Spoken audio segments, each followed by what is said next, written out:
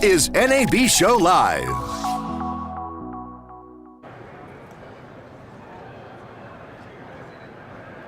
Good morning.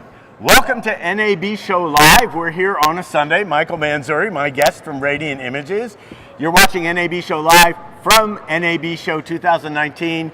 And as I'm fond of saying, we are in the glorious grand lobby of Central Hall in the Las Vegas Convention Center. We've got a week full of programming and many hosts, and the floor isn't open yet, but once it's open, we're gonna just bring you nonstop coverage from sun up to sundown and even after some of the parties. And our fearless leader, Ryan Salazar, will be out on the floor interviewing, discovering new technologies. But I am your immersive guy. That sounds filthy. I'm your immersive subject matter expert, and today my guest is Michael Mansouri from Radiant Images. And I just want to say, I have, since I began in VR, which has only been about 5 years, which I think everybody has been about 5 years, I have relied on you for counsel, for guidance, and to keep me woke. Yeah, I'm only too old to use that word. It's mutual. Mutual. So what we're going to do is we're going to start off with a video about Radiant Images. Sure. And then what we're going to do is talk about camera technology, where it's been, where it's going, and how storytellers, what we need to know about that technology in order to tell great stories. So, Steve, can you run the video? It's pretty dark.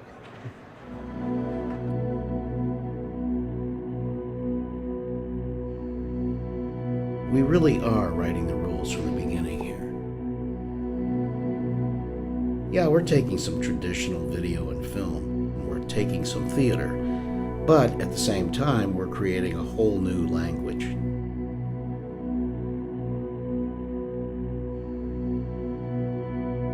Are there new camera systems that we can use that'll help us tell the story better? Is there a way to frame the story that we're telling with new technologies that will help drive it? It's really been amazing working with Radiant. They bring a lot of experience to the table, a lot of understanding regarding what we're trying to do. Also, a bunch of research from all the new technology that they're bringing in-house. Radiant has become a hub. You got everybody coming here, renting gear, working on projects, and it ends up being this really collaborative kind of place. Like, yeah, this job was just in here, and yeah, we just did that. There's a way we might be able to do something that fits your job based on that information. That takes it to a whole new level. You have to rethink the language of filmmaking, reinvent the way that you walk the actors to the action. You have to bring the story to the camera more than you bring the camera to the story.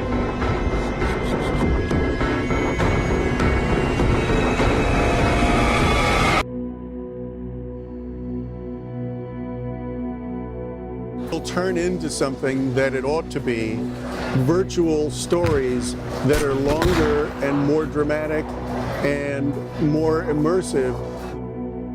We're only scratching the surface right now. Where it's going, VR, AR, mixed reality, the level of interaction, and the level of experience that we can provide. The possibilities are endless.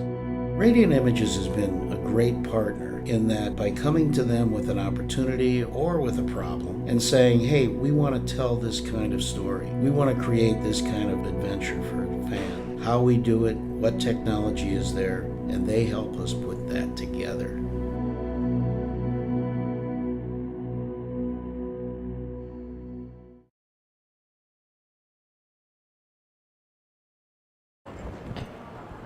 Michael, that's like the whole history of VR in 2 minutes. Yes.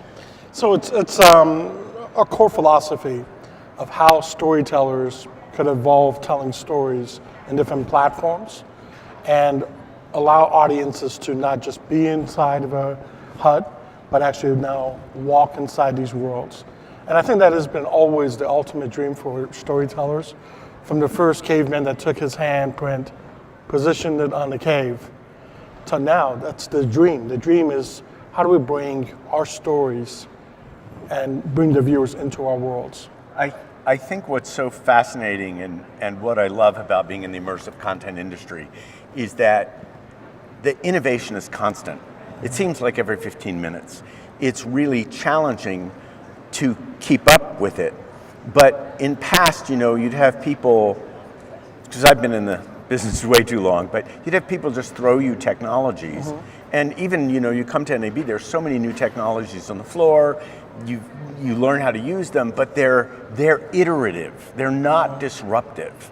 So each iteration of a Ursa Mini, each thing, you kind of know where it's going, and you've had your training so that you can make the adjustment to the upgrade. But in VR and mixed reality, and I'm going to talk a little bit about the differences of that, but let's start with virtual reality. In virtual reality, we started, you and I were just talking, we started with GoPros and homemade rigs. So in the beginning, it was not easy, and it's still not easy, but can you kind of track where we came from? And Sure, absolutely. Well, the most important thing to know about technology is that it needs to serve the vision of the imagination, and not the other way around. Not where our imagination needs to serve the technology. And I think there's a danger with that also happening. When new tech comes, a lot of people just grasp the technology and they don't really use it the other way around. And I think that's what we try to celebrate with our content creators. We try to let them dream as big as they can, and then we try to find a way to serve the technology to match their vision. And that started back in the day. I mean, we've been doing VR a little bit longer. We've been doing it since 2008. Our first immersive, we don't even call it VR, where we use multi-cameras to change the perspective, not just seeing a 16 we're by actually 9. back to using multi-cameras to change the perspective. Exactly, yeah. So it's like that's where you started, shooting from the outside in. We are definitely on the same page, because the whole name of my company, our company, StoryTech Immersive, is StoryTech, because it's the collaboration between storytellers and technology. And what I love about what you do is you make a playground for storytellers. And we are able to come in, try new things. It's funny, whenever someone says, well, I want you, we've been on this search, we're for the right light field, right volumetric technology. We've also been on the search for an underwater camera, which we'll talk about. And so whenever somebody says, well, we're going to be at Radian, I'm like in the car and I'm over there, because there's always something going on. And it's like, I don't know how this works, so I'm going to ask you. It's like music and lyrics, what comes first? But in my experience with you, when I first met you, I said, Michael, I need a camera that will shoot at least 120 frames per second, because I want to do slow motion in VR. And that's how we met. And then I sent the directors to you, and then all of a sudden, then we were in your facilities, and we were testing different cameras and stuff. But you knew the story that we wanted to tell. I had told you the story we wanted to tell, and the directors, Connor Hare and Alex Meter, they kind of knew what they wanted to do. They wanted to hack, they wanted to experiment. But then, now I want to go back. A year ago, I said to you, Michael, and we can't say why, I said, I need a camera, a low profile, low light camera that can shoot at least 180 stereoscopic, 12,000 feet below sea, at deep sea. And you said to me, you looked at me and said, I'm going to make that happen. We can make that happen. Yes, and absolutely. So do you take your cues from the storytellers, or because you're also a storyteller, or do you say, boy, storytellers, they're really going to need this. They're going to need a rig that you can switch from volumetric to light field technology. We'll talk a little bit about that. But what comes first for you? Yes, that's a great question. What comes from us, the most important value, is that we learn a lot from content creators. We learn a lot because they help us push the boundaries. It's not self-dictated. It's not us going, hey, we need to do this and do that. And I think if you look at what Radian does and why we do it in the method that we do, which is through a rental mechanism, is because that gives us the closest access to our content creators and allows us to create technology that is impactful when they need it, not hearing it from second party or third party. So your problem solving for you creates other solutions for other content creators. And that's why we do this. So a lot of the things that we do, we try to get really involved early on, try to understand what the core problem is. And as soon as we understand the problem, we use a lot of restraint. We don't try to clear a solution right off the bat. What we found is the second you come up with a solution, your first instinct, it's not a good method. It's best to always look at a problem like a baby does, with no preconceived notions. This way you're fully open. So our first response is never no. Have you noticed that? Yes, I have noticed that. I've been grateful for that. We try not to scope, maybe we don't know how. We'll start with that. Maybe we don't know how, but we'll never say no, it's not possible. We'll say, yeah, I don't know how to do it, well, I'm gonna figure out a way, and that's... And to that end, a couple things. First of all, just the way you support storytellers, and also there's like a network of storytelling, because we get to go in there and meet each other. You do these wonderful educational seminars, and then all of a sudden I met somebody. You know, I met the guys from Astronaut Guild there. I met Hugh Ho there, and you've been kind enough to ask us to come speak there. But I watch your wheels turning with different storytellers, and I can remember walking in your office, and you said, I've got something to tell you, it's totally confidential. And I walked in, and I looked around, and there was a project of ours on your board, and this project has been monumental and really tough to do. And I thought, oh my God, I haven't given up on this, but Michael hasn't given up on this either. And you said, let me show you something. So can you talk about the camera that you showed me that day that shoots 60 and 480? And this is something you guys have developed. Yes. And I would like to think it was in response to our need, but I'm sure there were many others. No. It all stems from the creative's vision. And once you've identified what that vision is, and you know, we're true passionate about storytelling. We love the immersive experiences, because it allows us not just to be told stories, but your audiences to go explore the stories and be immersed inside these stories. Again, this could also happen with a piece of paper and a pen too. We're not saying that the medium is only to technology. It's just a way of thinking about things. So your problem, which was you want to shoot something really, really at deep distances, and the sensors needed to be remote. And it needed to be low profile, because we couldn't afford a titanium sapphire bubble that was huge. Yeah, so we teamed up with one of our partners that we've been working for about 20 years. It's one of the first companies we worked with, and that company is called IDT. And they developed a new sensor technology that is, I would say, we call it time remastered.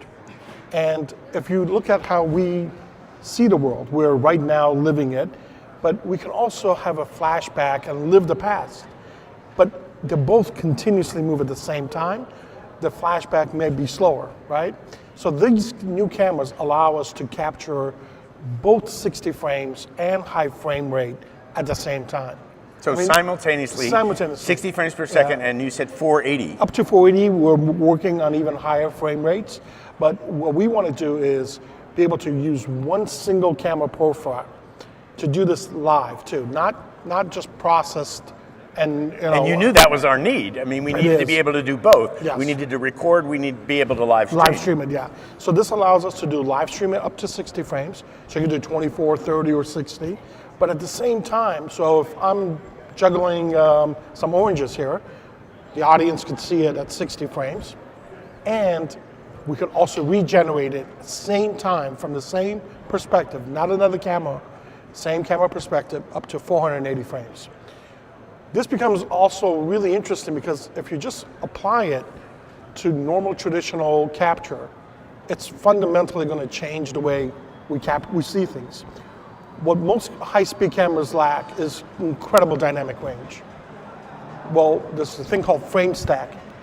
So if I take enough pictures of you and we stack them on top of each other, at, let's say now, 1,000 frames, I just increase my dynamic range of the camera. We could also do it for relighting capabilities. So in terms of being fully immersed in something, it is that much more real. Well, yeah, because now I can exposed for the shadows, highlights, and stack all these things together. And color. So it's called oversampling. So we're oversampling everything right now. 360, it's oversampling. You're applying it for volumetric. You're using oversampling for light field. You're taking one single pixel. You're seeing it from multiple perspectives. Imagine if you can do that on motion picture as well. We could fundamentally change dynamic range like you've never seen before into a new method. So we're very excited about it because the secret sauce is not just a camera that captures high frame rate. The secret sauce is synchronization of lights that can be synced to those cameras. Right now the lights are continuously hitting us and they're pretty bright. Imagine if these lights were synchronized to the cameras, to the sensors, and they're only exposing to the light we need. The light would feel like a normal natural light. It would not have an effect on us. The great thing with that same method is that if we're exposing for shadows and highlights, we could have one of the most advanced Is capabilities. that different than light field, or it is light field? It could have an incredible effect on volumetric and light field, because now you're able to also relight. You're also able to put shadows where you want. So if I want to have shadows on, I have the In real time. in real time, because we're able to oversample. Again, the oversampling is a practice that we've been doing for many, many years. Whether it's been HDR, back in the good old days, we used to take stereoscopic rigs and make one of the flattest 3D possible, and we would get two images on top of each other. One would be few stops under, the other one would be few stops over. We also applied that to focus stacking, where we would put focus behind you and on you at the same time in stereoscopic rigs and be able to choose focus later. The same effect now it can be applied by light field, but you can also do it with a very... This feels like it solves so many tiny little issues in immersive. Issues that actually give people motion sickness. Yeah, it does, yeah. High frame rate is incredibly helpful for motion, for movement. The other thing is that we've seen 24 frames purely just based on economics. It's not better, it's just, it's to a point where the human eye doesn't see the flicker of the projector. Now we don't have projection as much, we have displays. These displays typically, at the minimum, they do about 120 hertz or 60 hertz. Some of the more like TVs that you have here probably are 240 hertz. So we're doing them based on 24 frames, just purely out of economics, back hundreds of years ago. But there have been motion pictures that have been shot at a higher frame rate. Yeah. That are more realistic in the theaters. Yeah, and it looks amazing, because what happens is you don't get the motion jitter. You don't get the tearing effects. So you see it just like real life. So between camera and display, and there's so much, I just want to mention one thing about that camera before we go to camera display. Sure. What was great about that camera, and I don't even know if you've named it, one was that completely could be worked on an iPad. You just, the whole monitor or an or a phone. About this thick. It's like as thick as an iPhone. And all the controls are right there. So that was the first thing. And live monitoring. That was because you used to fly in the dark. Yeah. Everybody would run and hide, and you couldn't even see what you were shooting. Yeah. So, and then the fact that that the lenses and the sensors could be up to 2 miles plus from the camera works. Yeah. So what we decided to do is separate the sensor from the camera body. That's it. The sensor now could be anywhere, and the body could be anywhere. So we can have the body of the camera on the ship, and the sensor and the lenses 12,000 feet below sea. And we could live stream with that, and we could change media, and we don't have to ever reload all the issues, because by the time you go 12,000 or 3,000 feet underwater, what happens? You run out of media, or battery dies out. This way, everything stays on the surface. Perfect. And plus, in the rigs themselves, from the remote operating vehicle down, there's fiber conduit all the time, all the way up. So exactly. it's great. The difference between what a camera is capable of and what a display is capable of, whether it's headsets like HP just came out with a new headset that has higher resolution and a higher different field of view, and it just seems to be getting better and better. If you're a storyteller, obviously you have to choose different. One of the biggest differences in VR for me is that you just can't say, oh, we're going to use a red camera. Yeah. You know, you have to use cameras that are specific to the job. Like you said, the technology has to serve the story. But there's this gap between what a camera's capable of and what the display devices are capable of. So what do you advise storytellers? What should they be shooting at? Should we be shooting at 12K because... Yeah, I think with every content creator, the first thing we ask, including you, is what's the target? How big is your canvas? If your canvas is this, is your canvas bigger than life? Is it a huge dome projection? So those are important questions because the right technology, the right camera, the right approach, all of that makes a big difference. And I'll tell you why it makes a big difference. Because if you have a small menacing bee and you're seeing it in a headset, of course, it's going to look incredible. Now, if we take that same bee, position it on a big dome, it could have a completely different effect. Yeah, we actually saw that with a piece that we did when they just adapted it for dome, and it was like, I was horrified. Yeah. But you want to be able to, the way the immersive content market is going, there is a huge challenge with discovery. So really good content has a long tail just by the virtue that it's really good. Yes. So how do you future-proof the content that you're going to shoot now against what may happen in devices, against what may happen in display technology? I think the fundamental just starts with good storytelling, right? You start there, you start from right there. But I think after that, looking for clarity, sensors that have incredible dynamic range. I think anyone will agree if there's one thing that no one will put up with is if it's fuzzy and soft, no matter how good the story is. If the audio is not that good, you get out of the sense of immersiveness.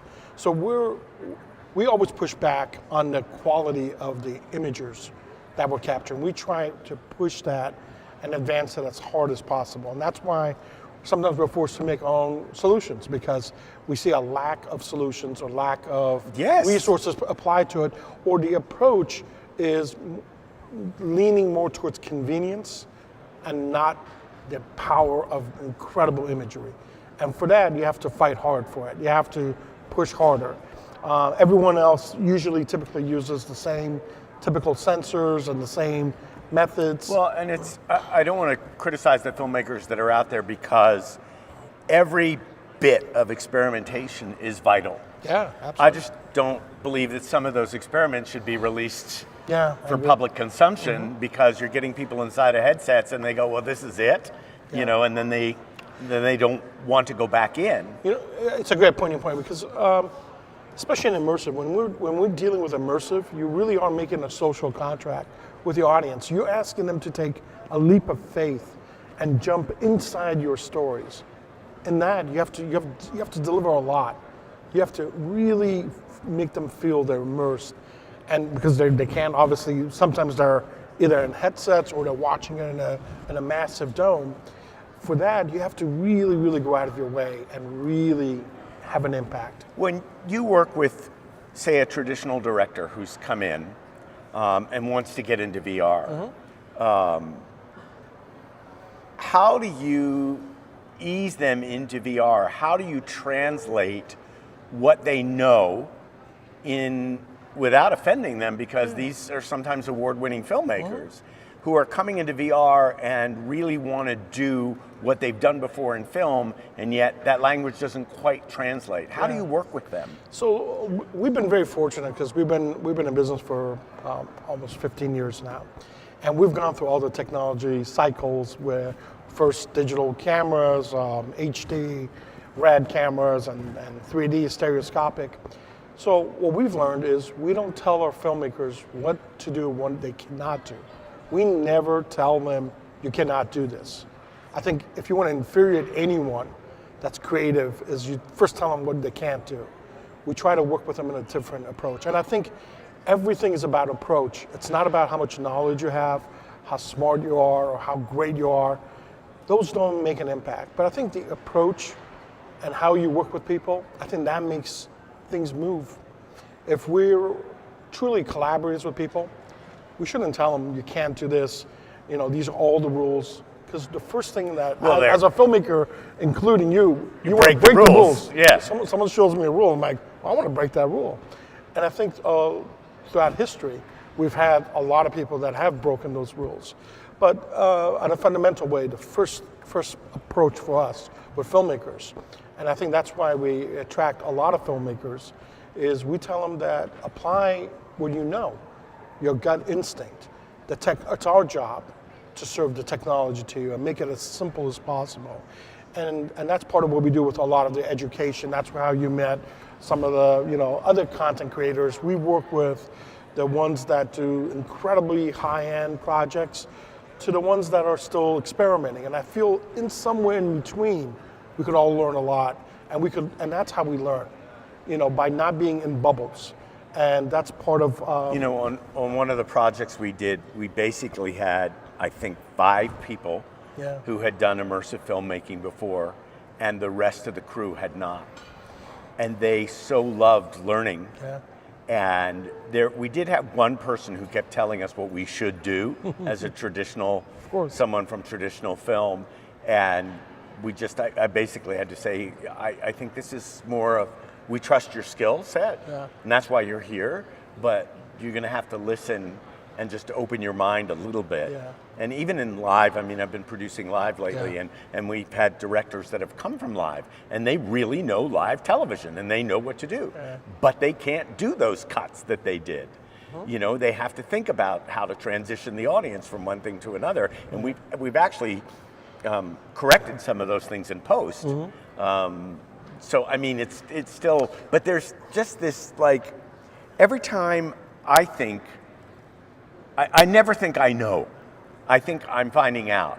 But every time I get comfortable, just a little bit comfortable, then all of a sudden it goes, and then I'm climbing a steep hill again, and that's what's happening to me with now light field technology and volumetric. Now, I came to you, Michael, almost 2 years ago with this specific project that we'd been hired to produce, and I said, Michael, project, too. This has to be, like, I can reach out and touch you and hold your face. It has to be that real. And at the time, that technology didn't exist. Well, no, it did, but it wasn't that good. And that's the, it's like the early days of virtual reality too. We're just talking and the about production company that hired us said, no, we don't want to do that. We have to find a way. And I thought, we're just going to need to be patient. And actually, we were working with Digital Domain and John Canning. And John and I went on the search, and it was funny because we started at Radiant, and then we went on this search, and we ended right back up at Radiant. Can you explain, because it's Visby that we're working with, Visby's and we're going to have Visby on the show, I think Tuesday? Tuesday. Yeah. And can you explain what light field technology now means to immersive filmmaking and the difference between volumetric? Because last year at this time it was volumetric, volumetric, volumetric. This year it's like, volumetric, light field, volumetric, light field. So can you explain what they both are? I'll explain it on the top level because Chris is going to be here talking about it at a much more deeper level. But the main difference between 360 video and light field and volumetric is the fact that in 360, you can bring your audiences inside a space.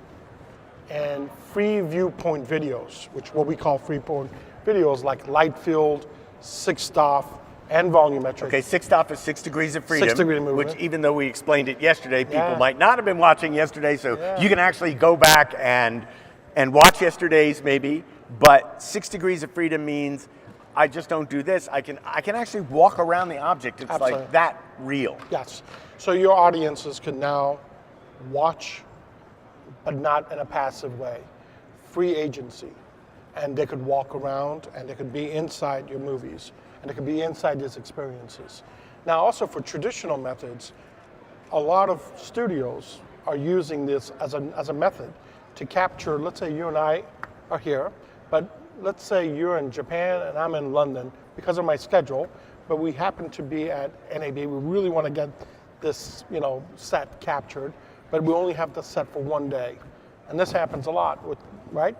Or TV shows that have to build sets and then fold them. So these are all huge challenges. what if we could scan this? What if we could capture this with incredible detail, not CG, no CG, but photogrammetry. So photogrammetry. Photogrammetry. So explain photogrammetry. Photogrammetry is a sequence of pictures, oversampling again, taking lots of pictures, and with these amount of pictures, you virtually have a scan. You have RGB and depth information from every image. So you will no longer see this as a flat image.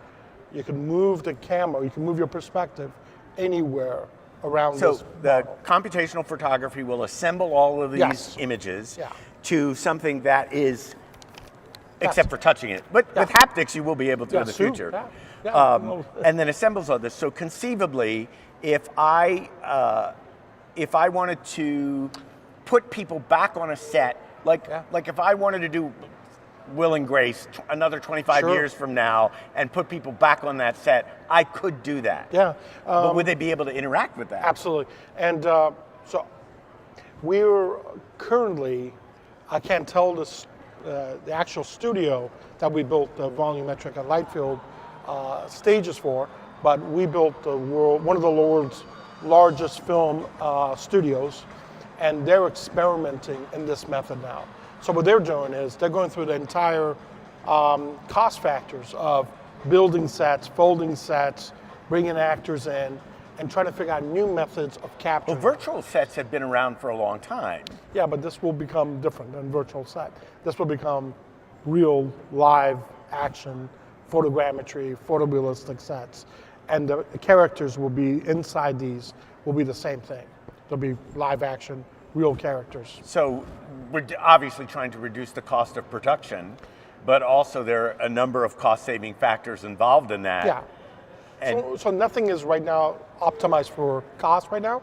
So we're still in the experimental building the roads and the roadways and the railroad tracks, right? So we're paying bigger costs because it's not efficient yet. It's designed for just, is it possible? And yes, it is possible. There are a lot of things that we're doing right now, which is really exciting. So in light field technology, it's like the light that we see that's natural light that is replicated by the light field technology. So it's actually as realistic as it can be. Yeah. The difference between, I don't really, at a depth level, understand the difference between volumetric and light field. Yeah. So, but the one thing I do understand is that if I have an actor or a character, or in this case, the series that we're doing, where there's probably going to be lots of laughs and someone's going to throw back their head and their hair is going to flow, you can't do that in volumetric because you get a lot of aliasing or artifacting or whatever it's called. So what is the difference between the two? Yeah, so right now we can't in volumetric get the fine details, right? It's not optimized for that, but what it is optimized for is for us to walk around it. So in a quick, condensed way, light field is basically, think about us as not shapes, but reflections of light, right? Just like sound. If I clap my hand and you hear something, you're hearing sound wave. We're light waves. What if we can have one microphone listening to audio? You would hear it monoscopic. If you had two, you would hear it in stereo. If you surrounded the sound everywhere, oversample, you would have it ability to move sound anywhere you want.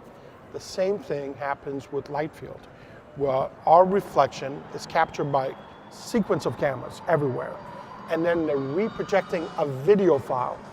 So the difference between light field and volumetric is that light field is, the reason it looks so realistic is because you're reprojecting what the video camera saw. You're able to see all the different reflections of your glasses, all the hair details. And volumetric is more of a scan, so it's a mesh. So the amount of cameras create first what we call point cloud, and then after we... So that looks like, the mesh is like a grid that sort of turns your body into this shape that then you're going to lay... You have no idea you have no idea who that is, but you know it's a person. You can see the fingers. Some of them you can't. Some of the volumetric stuff I've received from other people, you don't even see, you just see mittens, right? So it starts with that. It starts with these point clouds. They're just dense clouds. And then they apply what's called a mesh on top of that. So it becomes now a skin. And after that, they apply the texture file. And that becomes a light field solve. But most of the problems that we've seen in volumetric and light field is been based on occlusions, areas where the camera cannot see.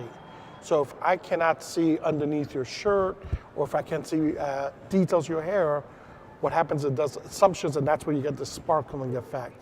And if you want to get someone completely out of the sense of immersiveness, it's like the Matrix, right? The Matrix, we knew when it wasn't the Matrix, when there was a glitch.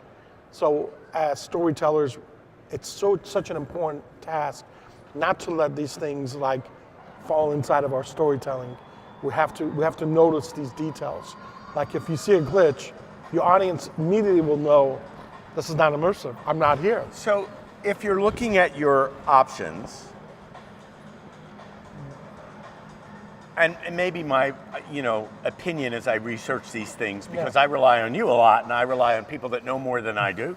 That's what a good producer does. Just bring in the experts, get out of their way. Yeah. It's like a good chef, you bring in the... But it's like there's something in me that doesn't understand or doesn't know what's going to advance or what's going to take its proper place. Like there has to be applications where volumetric is absolutely perfect. Yeah, absolutely. And there has to be applications where light field is absolutely perfect. Yes. Or that they're combined. But as a storyteller, I honestly don't know what those are yet. So that's a good question. Remember when you first met me, I asked you, what are you shooting for? What's your screen? Yes. Same thing is going to apply to light field and volumetric. And now also applies, how much do you want your audiences to move? Where do you want them to move? How do you want them to interact? Do you want it to be just this? If it's a documentary, do we need to see behind someone's head? Do we need to be fully around them? Or is this act just enough? So these are the next questions that we have to ask. What we're doing at Radiant, because we have the same doubt and the same questions, is we always try to be agnostic to technology as much as possible. And that's why we're working with both. Our solutions are light field and volumetric. And we feel in the end, with artificial intelligence, it might be a blend of both. So where there's hair detail that you need, maybe with AI, we're able to extract that. And we're able to get also the point clouds, which could turn in also to mocap. So the way we've captured mocap could completely change. Why should people wear these little sensors and have this very jointy effect? Why not use volumetric for that? But just a quick summarize. Just all this, go ahead, do your summary, because my head is going boing. I know, my head hurts every day about these concepts too. But perfect application, let's say, for volumetric is in a mobile device right now, if we're talking right now. Because now I could take this subject, I can take you, and I can position you anywhere I want inside another conference hall or in a dance. Yeah, we're actually doing that. We're working on a project right now, and Genius in Montreal is helping us, and it's a portal on your phone.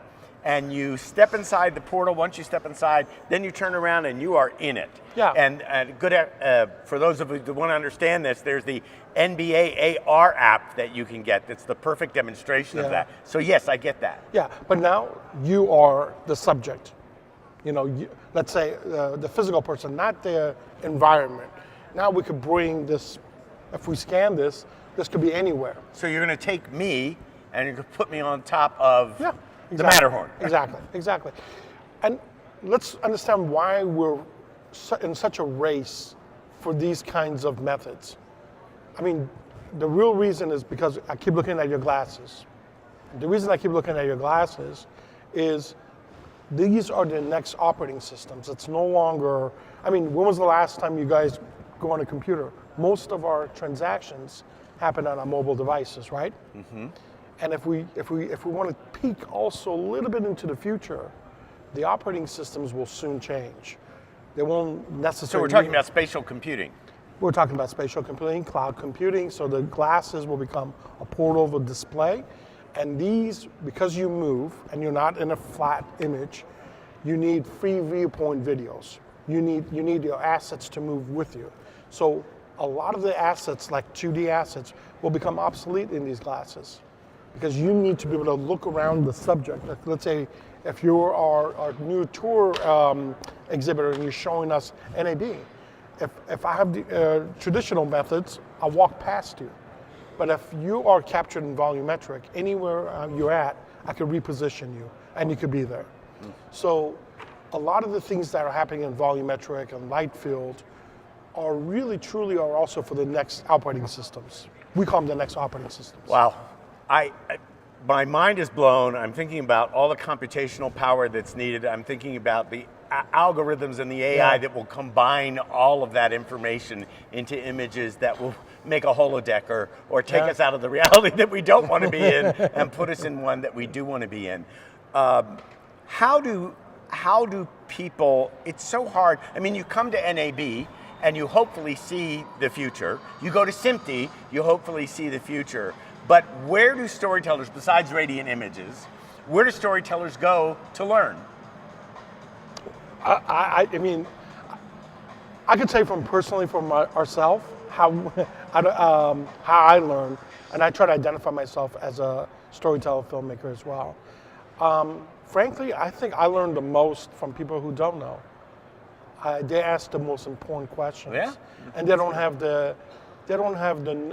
I don't have the knowledge to prejudice me. So I'll share a story, and it's a great story. You got to be quick because we've got like 3 minutes, not even. So that's why the good story is always for the last. So a really good friend of mine made this amazing design, and he took it over to, I can mention the lens company, but a huge lens manufacturer.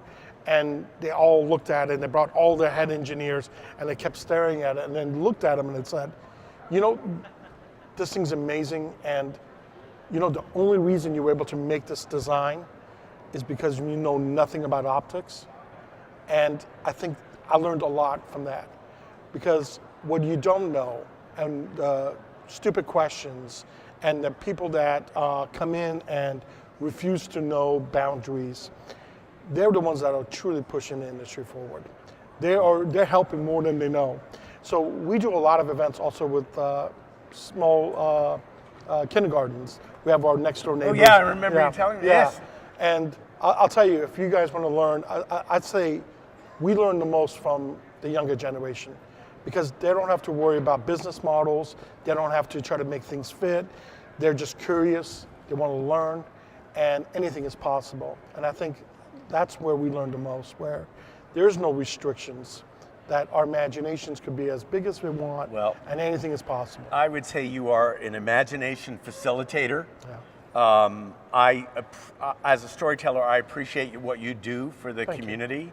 And I appreciate that I can come to you and say, Michael, is this possible? It may take a little bit of time, but then I walk back in and there it is. So Michael Mansouri from Radiant Images, thank you for being with us today. It's been a great conversation. I'm glad that you and I just had the chance to talk. And let's not forget about Facebook. Oh, let's not forget about Facebook Live. Facebook. Thank you. We're going to be back in about 10 minutes. I'm going to be back with the folks from AR Wall, and we have something really special to show you. So stay tuned. We'll be right back.